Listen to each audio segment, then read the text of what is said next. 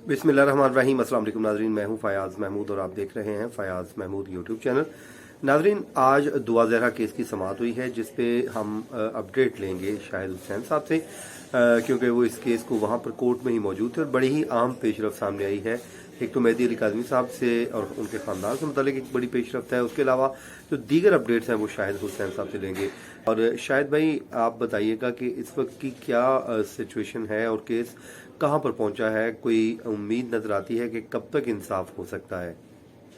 और ऐसे इस तरह की चीज़ें भाई, मामला ये है कि जब बच्ची माइनर डिक्लेयर हो गई है तो वो तो ऑटोमेटिक आपको अगवा की दफ़ात शामिल करनी पड़ेंगी। और इस नीयत से कि अगर ये अगवा हुई है उसके साथ ज़ोर ज़बरदस्ती किया जाएगा, शादी की जाएगी या कोई भी यानी कि गलत काम किया जा सकता है, लेकिन वो दफ़ात इन्होंने फिल वक्त उसमें शामिल नहीं की। अब हो सकता है कि बेहतरी आ जाए इस मामले में, लेकिन फिल वक्त उनकी तफ्तीश जो है वो इस तरह सामने आ रही है। अच्छा, अब मामला ये है कि अदालत ने इनको 6 अगस्त का टाइम दिया कि 6 अगस्त तक तहकीकात मुकम्मल करने के बाद चालान जमा कराया जाए। MLO से मुतालिक जो तफ्तीशी अफसर की दरख्वास्त थी उसको मुस्तरद किया गया है।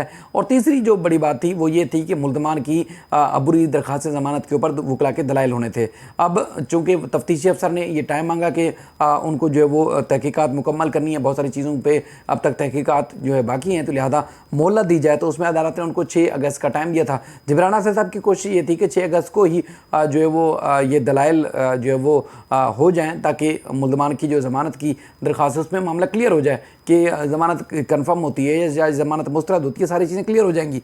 लेकिन जो मुल्ज़िम के वकील हैं उनकी तरफ से अदालत से इस्तदा की गई कि नहीं, तातीलात भी है मुहर्रम की, उसके बाद फिर 14 अगस्त भी बीच में आ रही है, हमें दूर से आना पड़ता है, तो लिहाजा डेट लंबी दी जाए। तो फिर अदालत ने 17 अगस्त की डेट दे दी। अच्छा, जो बड़ी और एक और चीज़ जो है वो ये है कि आप अक्सर देखते हैं कि सोशल मीडिया के ऊपर जो मुतासरा ख़ानदान है, मुतासरा जो फैमिली है, मेहदी अली काज़मी और उनका जो ख़ानदान के जो लोग हैं, उनकी सोशल मीडिया के ऊपर मुख्तलिफ जो मखसूस यूट्यूबर्स हैं उनकी तरफ से किरदार कशी सामने आ रही है। और आप ये भी देखते हैं कि न सिर्फ किरदार कशी बल्कि उनकी एक तज़हीक आमेज़ और उनके ख़िलाफ़ यानी कि आप कह सकते हैं कि इंतहाई नामुनासिब अल्फाज जो है ख़ातून यूट्यूबर के चैनल के ऊपर बैठ के मुख्तलिफ लोग इस्तेमाल करते हैं। उस पर जो है मेहदी अली काज़मी साहब की तरफ से एक दूसरे वकील, मेरे ख्याल में ग़ालिबन अली अहमद नाम है उनका, उनकी तरफ से दायर की गई थी, उसमें वकील वो थे।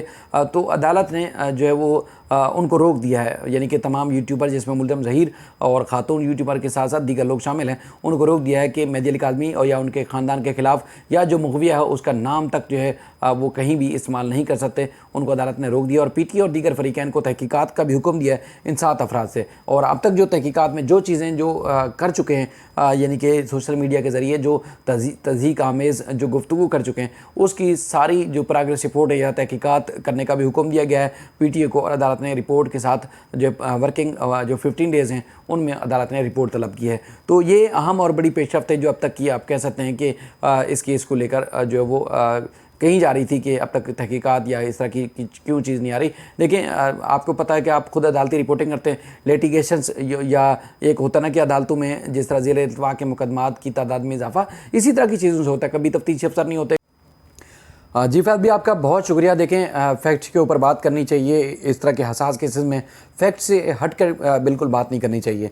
एक तो ये है कि इस केस में जिस तरह तफ्तीशी अफसर को तब्दील करने के बाद जो है ख़ास तौर पर ये तवक्को ज़ाहिर की जा रही थी कि शौकत शाहानी जो कि तफ्तीशी अफसर थे, उसके बाद जब नए तफ्तीशी अफसर आएंगे तो केस में काफ़ी बेहतरी नज़र आएगी। लेकिन आज कुछ चीज़ें ऐसी सामने आई, कुछ चीज़ें ऐसी जो हमने हमारी नज़र से गुजरी और कुछ ऐसा महसूस हुआ जिसमें नज़र आ रहा है कि ये तफ्तीशी अफसर भी उसी लाइन के ऊपर चल पड़े हैं जो जहाँ पर शौकत शाहानी साहब थे। आप अंदाज़ा लगा रहे होंगे कि यकीनी तौर पर अब क्या चीज़ें सामने आ रही हैं। यकीनी तौर पर वो शफाफ अंदाज से तहकीकात नहीं कर रहे थे, तभी तो तफ्तीशी अफसर को तब्दील किया गया था। आज भी इस तरह देखा। देखें, सबसे पहले जो जिस तरह अदालत ने ऑर्डर दिया था कि केस की जो तफ्तीश है वो मुकम्मल करने के बाद 1 अगस्त को रिपोर्ट पेश की जाए। अच्छा, कुछ दिन पहले यानी कि जुम्मे के रोज़ एक दरख्वास्त दायर की जाती है कि बच्ची का जो MLO है वो कराया जाए। चूँकि बच्ची का MLO करवाया जाएगा तो उसके बाद ही तो जो जुर्म की नौइयत है या उसमें जो दफ़ात का शामिल होना है वो जो है वो क्लियर होगा ना कि दफ़ात कौन कौन सी जो है उसमें शामिल की जानी चाहिए।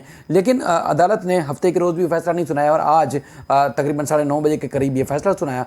लेकिन जब फैसला सामने आया तो उसके बाद फिर हमने देखा, जब ADJ के पास यानी कि एडिशनल डिस्ट्रिक्ट एंड सेशन जज के पास मुल्ज़मान की दरख्वास्त ज़मानत की समाअत थी, तो उस वक्त तफ्तीशी अफसर के पास यानी कि जो MLO रिपोर्ट या MLO से मुतल्लिक जो दरख्वास्त मुस्तरद होने के बाद जो रिपोर्ट तैयार होनी चाहिए थी वो रिपोर्ट भी उनके पास तैयार थी। यानी कि उनको कैसे इल्म हो गया कि उनकी दरख्वास्त जो है मुस्तरद होने जा रही है।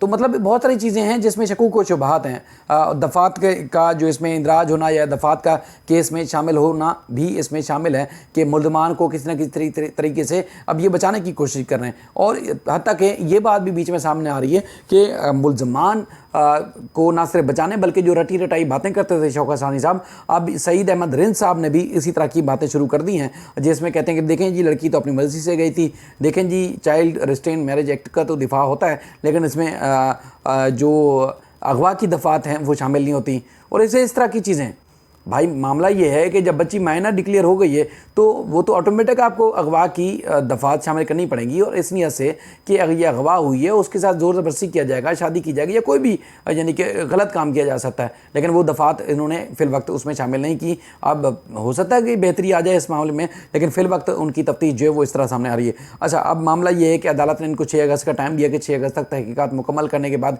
चालान जमा कराया जाए। MLO से मुतालिक जो तफ्तीशी अफसर की दरख्वास्त थी उसको मुस्तरद किया गया है। और तीसरी जो बड़ी बात थी वो ये थी कि मुल्ज़मान की अबूरी दरख्वास्त ज़मानत के ऊपर वकला के दलाइल होने थे।